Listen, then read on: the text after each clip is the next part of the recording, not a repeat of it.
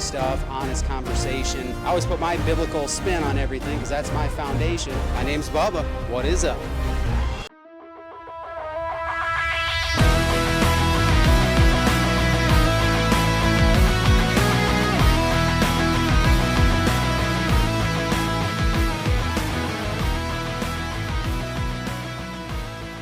Yeah. Did you check out that intro? Oh my goodness. That was my boy, Paul Rundquist with People's Media at our first ever podcast open house / guest reunion. Man, that day was great. Lots of people stopped by. There was still room for more people, of course, but the fact that Paul with People's Media was willing to come and bring out a nice camera, a nice microphone, and his drone. Did you check out the drone footage? That makes it look like a big deal. When it is drone footage of a small town podcast, I mean, that was awesome. I think that's going to be our intro for every episode going forward. That's how I see it. That's the only thing I can do with that kind of footage. That is awesome. But so yeah, big shout out to Paul. If you ever need anything like that, if you need any audio, visual stuff like that, if you ever need something with a drone, Paul is the guy to go to. People's Media. Check him out on Facebook, Instagram, wherever he's at. This kid is doing things. Super nice guy. Love this kid. We've had some personal conversations about life and, about how far we've come since high school and regrets we have about high school. A lot of people remember him as this standout all-star basketball player. This guy is wanting to serve the Lord and just help people, and I want to help him grow his business as well. So very humble guy. Appreciate him coming out, and just I couldn't believe it when I saw that footage. It was awesome. So, but everything else he took that day, we're actually going to compile all the interviews and all that stuff. He's working on editing that, and I'm going to try and get all that sandwiched into just one big episode. So you're going to see more of that kind of footage coming soon. Just not in this episode, but I did want to drop that as like our new intro. It's gonna be awesome. I couldn't imagine doing something different with that. But that is just good footage. That is good footage. I knew we had to make a change at some point to speed up the whole intro process, and my boy Rad, who always does the intro voice stuff that I would write, and Rad would record it, and then we'd get back to me, and then I'd put it in there. I'm thinking we're going to maybe have Rad do like a couple of different more, instead of tailored to each guest, just a couple of overarching intro themes, something like that we can use from time to time. Let me just tell you, man, being in the stage of life he's in with kids, raising kids, and all that stuff, it's a busy lifestyle. So we decided to give, me and Rad agreed, take the summer off, man, for sure. But now as we're getting back into things, I'm thinking, okay, how about maybe we have him just do a couple general ones that we can use, and then maybe a couple special ones from time to time, have him come back and do some stuff. But it's a big ask to try and ask someone, a dad at his phase of life right now to try and do a custom intro every single week. It's just that's a big ask.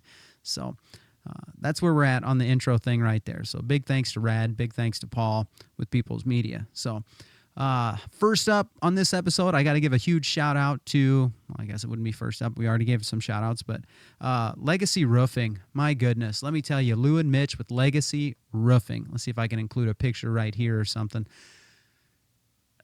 Pleasure to deal with. Man, our roof, when we bought our house, I knew it probably had about 5 years left in it, maybe. And then we put this small little addition on last year. I thought the plan was get the roof done, then put an addition on. Apparently, the plan was get the addition done, and it's just a little Four Seasons room.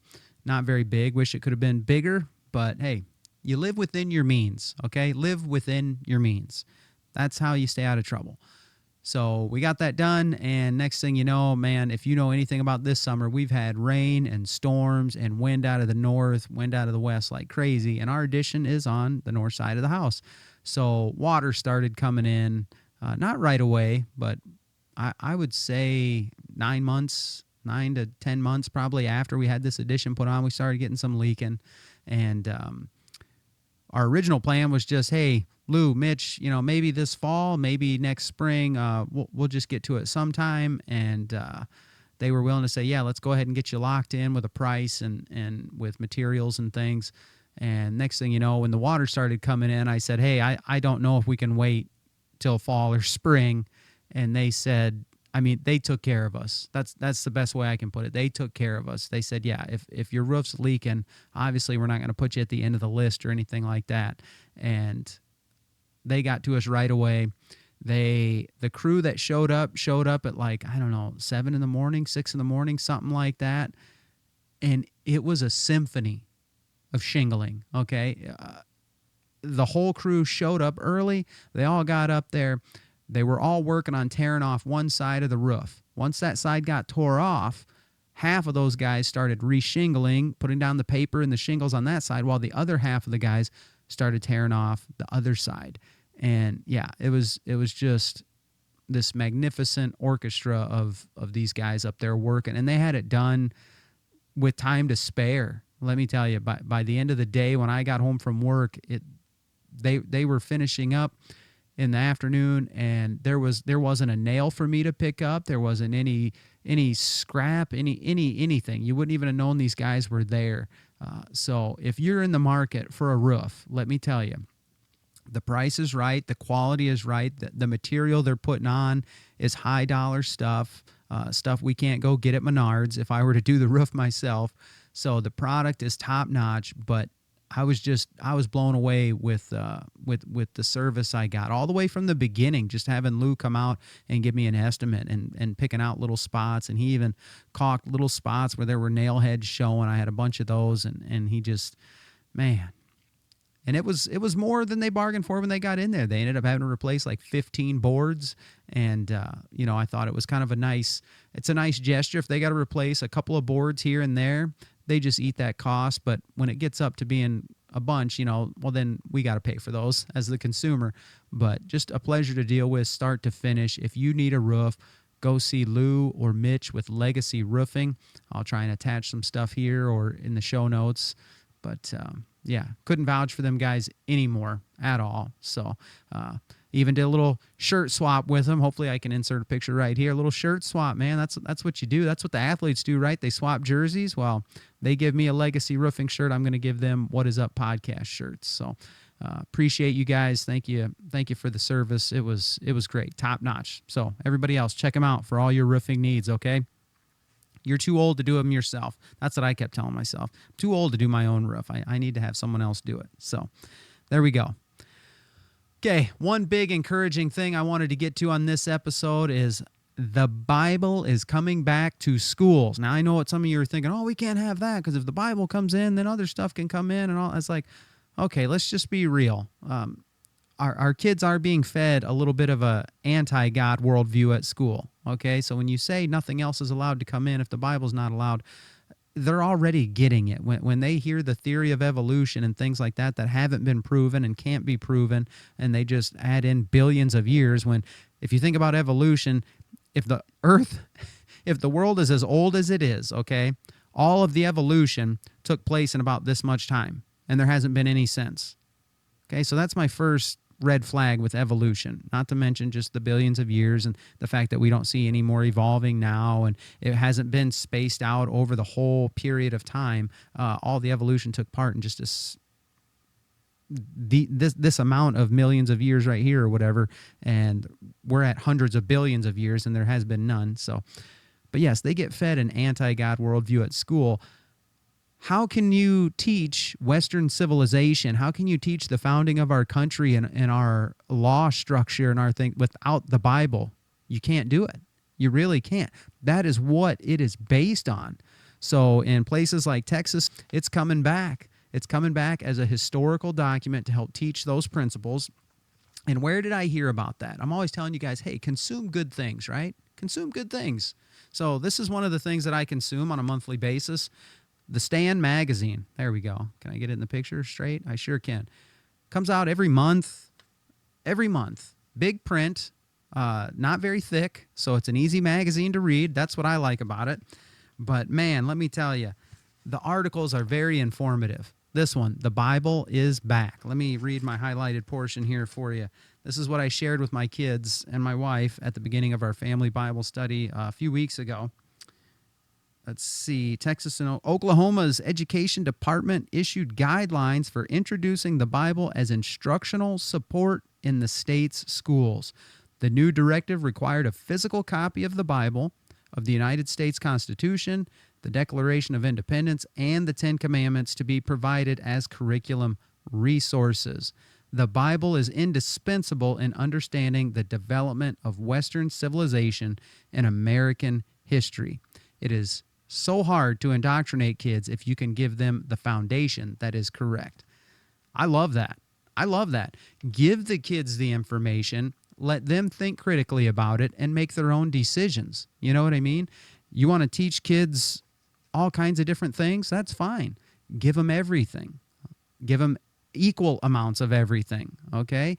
Teach them the theory of intelligent design. Show them how much information is in one strand of DNA. It'll blow your mind. If you look at DNA or the human genome and you don't think that is the handwriting of God, you got more faith than I do, I guess. There is intelligent design behind that. Just look at the information. Let kids make their own decisions after that.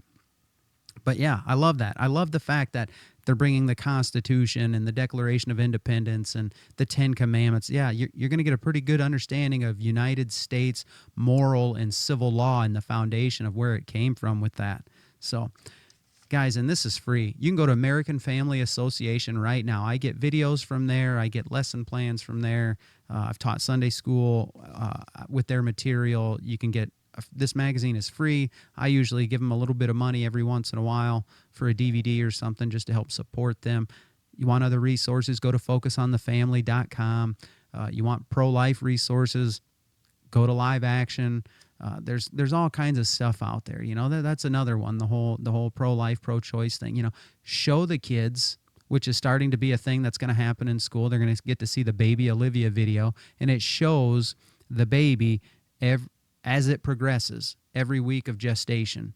So then they realize, oh, at 8 to 10 weeks, you know, the baby's got a formed head and limbs and little eyes and all that stuff. Sure, it fits in the palm of your hand, but it's not just a clump of cells or tissue that can just be discarded. It's got a beating heart at 8 to 10 weeks. Give them the information. Be honest with them. Let them know that that is a human life that at that point in time of gestation, okay? It's not just an embryo. It's not just a clump of cells, all right? Then let them make their decision if they're pro-life or pro-choice, okay? Because there's a lot of women out there with regret who've had to go through and experience some healing for their trauma because they thought that they were just sold a bill of goods that was wrong and false, and they were lied to. But there is healing, and there is forgiveness, and let me tell you, that's what the real pro-life movement is all about. Okay, let me see what else I got on my list here today. Peace talks. Peace talks, man. Let's talk about this. All we've known for my entire adult life is war. Maybe not on United States soil, you know, other than 9/11. To me, that was an act of war, an act of terrorism. But after that, I mean, I was in my early 20s at that point. You know, 2001, I was 20 years old. Then there was Iraq, Afghanistan, all that stuff. And man, now lately, what we have the last 5 years has it been? You've had Russia and Ukraine, and you've had Israel and Hamas and all that stuff. And my goodness, it's just been war, war, war, right? Well, it looks like Russia-Ukraine might be coming to an end. Hopefully it does. I would love to see that. You know, as we were reading a book in Sunday school called I think it was the Kingdom-Driven Life or Kingdom Purpose. I can't remember, by Pastor Sunday at Elijah. He was leading the largest church, the largest Christian church in Ukraine at the time. And so we were kind of watching that closely as it looked like Russia was going to invade. And the gospel was just spreading. People were coming to Jesus left and right. And then the war started, and it just got ugly in a hurry. And it's sad. It's sad. But hopefully this is on the verge of ending. If we can get, you know, if the president can get Trump, if President Trump can get Zelensky and Putin together and whether they end up having to just say, okay, wherever Russia is now, whatever land they gain, I guess they get to keep it. I don't know what the deal's going to be, but ending bloodshed is definitely the right decision. You know, what does the Bible say? That's what I always go back to. What does the Bible say? It says, blessed are the peacemakers. But it also says there's a season for everything. There is a season for war. There is a season for fighting. There's a season not to do those things and for rest. But and hopefully we're on the brink of that right now, because I've had about enough of this stuff. Man, we got to get back to some peace, right? And I did hear Hillary Clinton. I heard it her own words. She says if President Trump can broker peace, she would nominate him for the Nobel Peace Prize. Man, he's trying. He's trying. Like him or hate him, he's trying. So, okay, what else do we got here that I wanted to talk about on this episode? Okay, let's get into some NFL news, shall we? How about these male cheerleaders? Tell me what you think. I'd love to know in the comments. I saw one video, and it showed a couple of Minnesota Viking male cheerleaders. Now, I've seen male cheerleaders before. I assume all of you have. We've seen them at college games. We know what male cheerleading looks like, and we know what they're used for. And these Minnesota Viking male cheerleaders are not that, okay? Yes, they are male, and they are cheerleaders. But that doesn't make them male cheerleaders. Follow me, okay? Picture in your head what a male cheerleader does. He's usually my height, about 240 pounds. He's rock solid, and he picks up girls and he throws girls, and you know they're meant for that aspect of cheerleading. They do other things, but they do not dance like the girls. That's not what they're there for. Watch the video. These Minnesota Viking cheerleaders are men cheerleading as if they're women.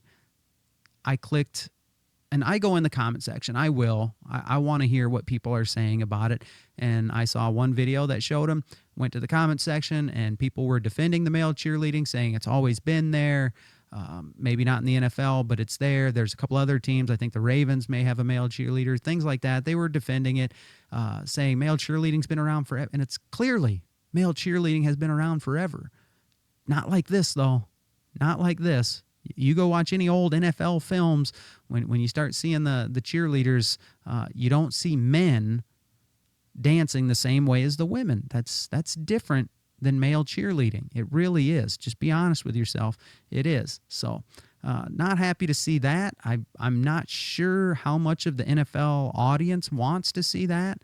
If these guys want to behave that way, you know, that is their freedom. That is their God-given right, that if they want to act like females, that they are allowed to do so.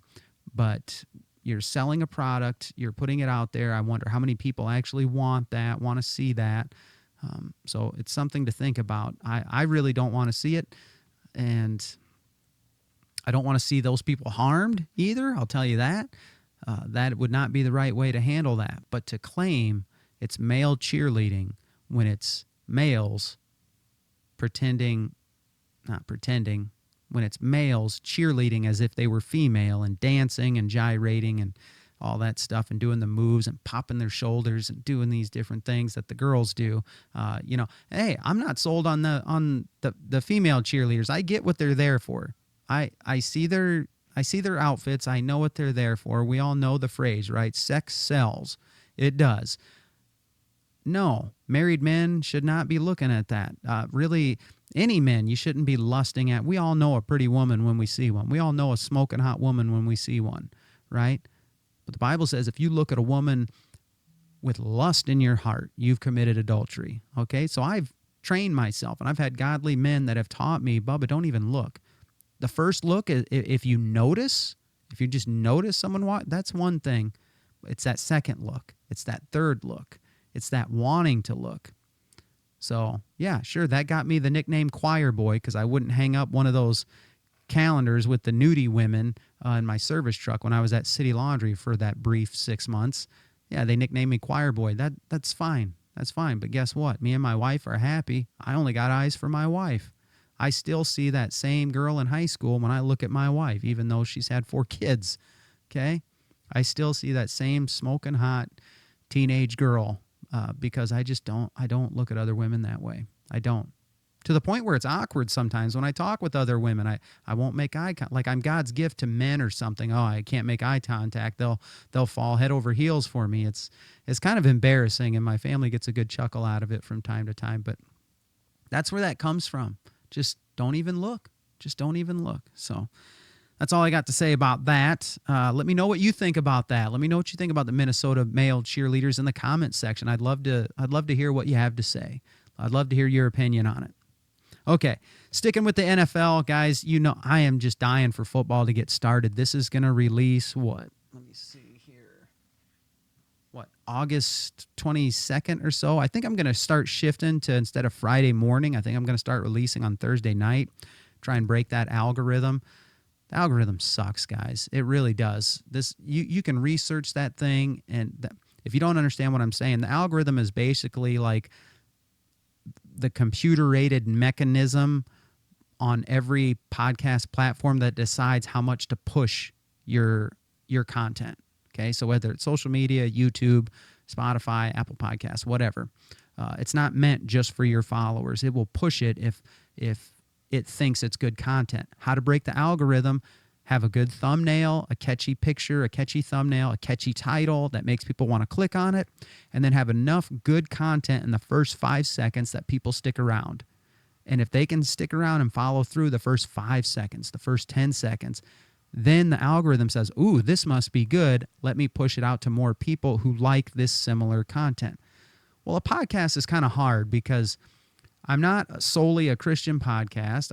I talk with anybody. We talk sports, we talk entertainment, we talk politics, we talk religion, we talk whatever it may be. So I have no specific audience. I can't just cater to sports people or just Christian people or political people or current events or comedy or any of that stuff. So I'm kind of already hamstringed as it is. But here's one thing that definitely helps break the algorithm and get it to push my content out there. Like everything I put out there on social media, on YouTube, on Spotify. Give us thumbs up on YouTube. Give us 5 stars on Spotify and Apple Podcasts. Comment on everything. Every bit of activity on every single episode or social media post, that tells the algorithm, hey, this is kind of hot right now. Let me push this some more. So that helps me a lot. So anyway, sticking with that, let me see here. Sticking with the NFL theme, I came across a post today. You guys know I'm ready for football. I've been ready for high school football to start, college football, pro football. I mean, I'm most excited for high school football. This year, 2025, Wapsie Valley. I mean, last year, I don't think I ever got out of the football mode after last season. That was just a great season. We made changes down the stretch. The entire coaching staff, Coach Foster, Coach Jones, offense, defense, Coach Sittig, everybody. It was incredible. It was fun to be a part of. And we lost a few good kids, and we got kids stepping up now. It's going to be a fun run this year, next year, but I'm just ready. I'm ready for football. So, okay, here's some stats that I saw today, or a post that I saw today. It says most unbelievable stats in NFL history. And they are unbelievable. I will admit it. I couldn't believe this. So I don't know. I got a handful for you. The Giants haven't had an all-pro quarterback since 1963. All-pro is different than Pro Bowl, right? Pro Bowl is just kind of, voting or whatever by fans or players. I'm not sure. I think by fans. All-pro means like the players or it's a much higher honor to be an all-pro, much harder to get. During the 1961 preseason, the Buffalo Bills lost to the CFL's Hamilton Tiger Cats. So a professional football team lost to a Canadian football team. Now we get into some more recent stuff right here. Tom Brady has a better winning percentage in the playoffs when throwing 3 or more interceptions than Aaron Rodgers when throwing 3 or more touchdowns. Tom Brady won 75% of the time in the playoffs when he threw 3 or more interceptions, and Aaron Rodgers only won 67% of the time in the playoffs when he threw 3 or more TDs. That's insane. How about this one I didn't believe? The first player to score a rushing touchdown for the 1999 Browns was their kicker, Phil Dawson. Unbelievable. This one. Where's my Dolphins fans out there? My old school Dolphins fans, Dan Marino. Dan Marino rushed for 45 yards his rookie season in 1983. I was 2 years old. He ended his 17-year career with 87. He got half of his rushing yards for his career in his rookie year. Dan wasn't a runner. Wasn't a runner. Laces out, Dan. Come on. Okay, let's see. In 1943, Tony Bova led the league in yards per reception with 24.6. That's pretty good. Here's the amazing part. He was blind in one eye and half blind in the other. They were just different players back in the 40s, 50s, and 60s. They really were. Okay, here's this one. Here's a real recent one for you. Charles Peanut Tillman. Everyone calls him Peanut.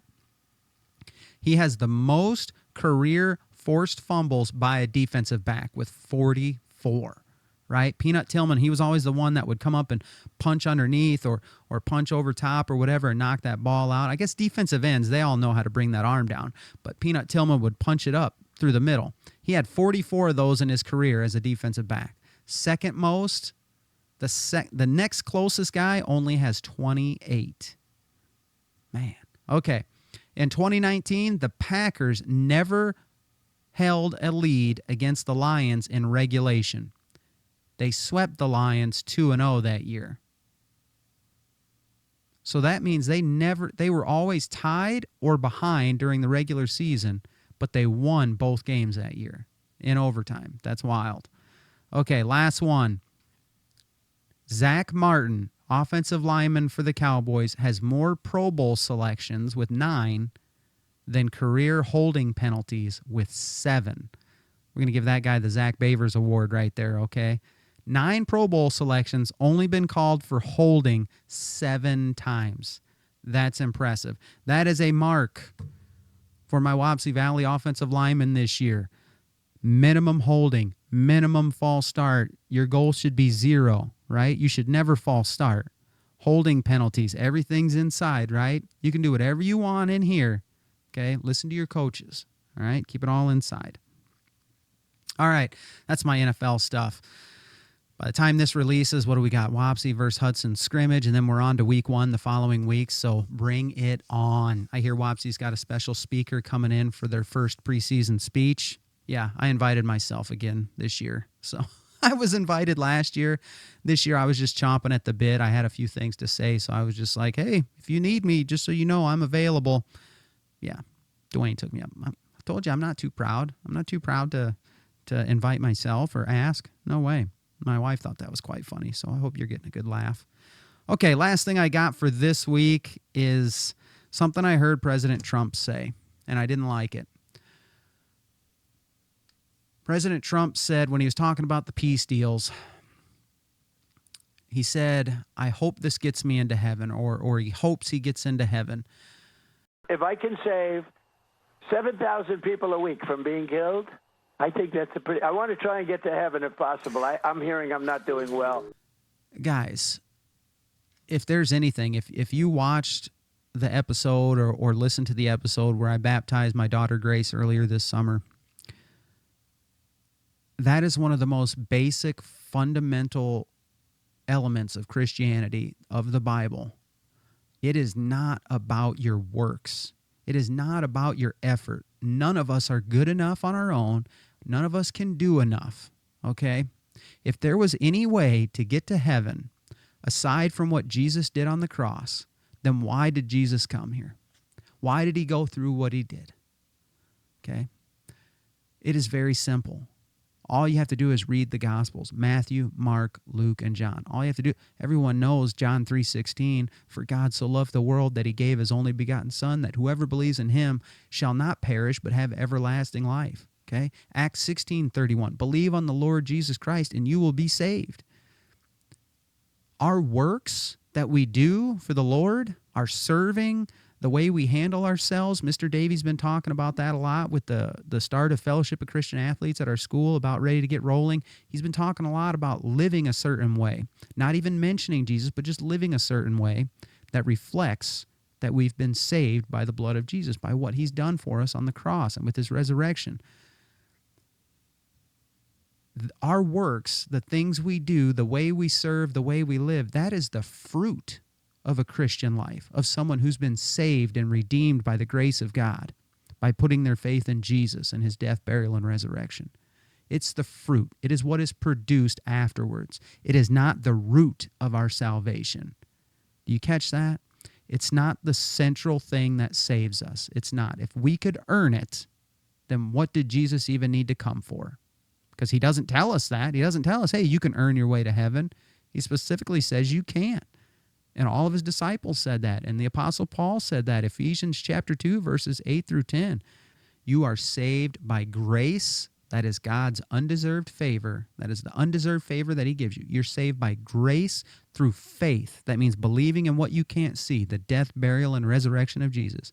You are saved by grace through faith, not of works, lest any man should boast. This is the gift of God. I'll actually read the whole verse for you. For by grace you have been saved through faith, and that not of yourselves, it is the gift of God, not as a result of works, so that no one may boast. Okay, President Trump, anybody listening out there, you don't have to worry if your good outweighs your bad. You don't have to worry about did you earn enough. That's just not it. That is not the gospel. The gospel, the good news of Jesus Christ is that, hey, we're all sinners. We're all fall short. We're all separated from God for eternity because of the curse of sin. But Jesus made a way for us to get right with him. He served as our sacrifice. He took the punishment for all the sin of the world once and for all, and that's it. If you believe that Jesus was God's son, came to the earth, died on the cross for our sin, was buried in a tomb, and 3 days later was resurrected, conquering death, that is it, okay? It's not just belief. Okay, I've said that before. It's not just belief. The Bible also tells us, the demons and Satan, they all believe in Jesus. They know he's real, and they tremble at his name because they know he has supreme power. It's not just belief that in a higher power or belief in a God. Okay, I think that's Gnosticism. If you just believe there's something else higher out there, that's not it. Jesus is the King of Kings, Lord of Lords, okay? And you can know for sure, if you want to put your faith in him, that if it all ends tonight, you're going to heaven. That's it. Then you live a life from that moment forward. And I'm always available to talk about that. I've been having conversations with people lately. People are growing. People are searching. People are seeking. They understand, hey, this might be the way to go. Okay? You can live a good life. You can have a lot of good things. But if you don't got Jesus, you're missing out on the very most important thing. I've heard it said, there's one thing you think about on your deathbed. If you're privileged enough, I guess, to see your end of time coming, and they say you don't think about the golf course, you don't think about your money or your cars. They say you think about family and you think about God, and that's it. That is it. And I'll tell you, I had a little episode at work recently where I was fine 1 minute. I'm a pretty healthy guy, and I was lightheaded the next. And then my feet wouldn't start working. And then I realized I think I'm about to pass out. So a buddy of mine got a chair, and I was walking and talking with a buddy. He brought out a chair. I sat down on it. Could not pick my head up for nothing. Everything was spinning. My words weren't coming out right. I was slurring my speech. I thought I was either having a stroke or I thought I was dying. And those are the only two things that popped into my mind was my family and my relationship with God. And I wasn't worried. I knew I had a comfort knowing if this is it, I know where I'm going, but I just thought about my family and leaving them behind, and it hurt. It hurt really bad. So that's true. So I encourage everybody, think about your relationship with the Lord. It's as simple as that. You're handing over a lot. You are surrendering. You're saying, Lord, I want you in control. I want you in the driver's seat. I want to follow you. It's a lot. I'm not going to lie. It is a lot, but it's worth it. It is so worth it in the long run. Man, I couldn't think of my life apart from Jesus for nothing. I remember it the first 20 years of my life. It wasn't heading in a good place. I can tell you that. Now I'm fulfilled. But yeah, the medical thing ended up being nothing. Everything was fine. Blood sugar, blood pressure, everything was fine. It was just some sort of virus that hit me like a ton of bricks. And actually the moment I'm still recording this, I'm still kind of getting over it, but that was it. But that's true. That there's two things you think about if you think you're facing death, and that's family and God. That's it. So President Trump, anybody listening, you can know for sure God wants you. That's why he created you. All you got to do is come to him. You don't earn it. You can't earn it. So I'll take the pressure off you. You can't earn it. So don't even try. But when you come to Jesus, then you want to live. Then you want to serve. Then you want to do things the right way, whether anybody's watching or not, because you want to live for your Heavenly Father for sure. So that's it, guys. Little solo episode. I know I had probably missed a couple weeks. I didn't want to miss a third week. I got big episodes still in the works. We got a pretty famous barbecue guy, a local barbecue guy, but he's also a national barbecue guy. We got all kinds of things going. You and I, basketball player. I got all kinds of episodes in the works. One of the last people to witness to Ozzy Osbourne before he passed away. I'm trying to get him on the podcast. And let me tell you, what was Ozzy Osbourne, the Prince of Darkness? What was he thinking about in his final days? He was thinking about God. Just ask his family. So hopefully I can get this guy on and we can talk about that as well. But that's going to do it. You guys know what to do. If you don't already, please make sure and subscribe or follow. Whether you're listening to this on Spotify or Apple Podcast, or you're watching it on YouTube, make sure and subscribe. Hit the thumbs up. Give us a 5-star on those other platforms. That's the biggest thing. Some people consume this content and they're not even followers or subscribers. So you got to do that. Thank you guys for listening, all your support. It means a lot to me and my family. Thank you for everybody who came to our first ever open house / reunion. I think we'll be doing another one next year. Except that time, it might just be all smoked meat instead of nachos. I might smoke a couple pork butts and we'll do it up real good with sliders and everything else like that. So appreciate all the support these first couple of years.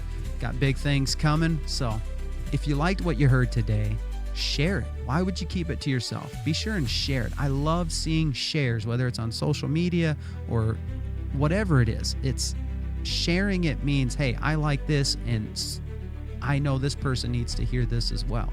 So if you liked what you heard today, share it. That's another way to break the algorithm. You want to help me break the algorithm? Like, comment, share. Definitely do that for sure. Get this message out there, guys. I'm not going anywhere. So thank you very much for your support. I appreciate it. It means a lot to me and my family. Lord willing, I'll talk to you on the next one.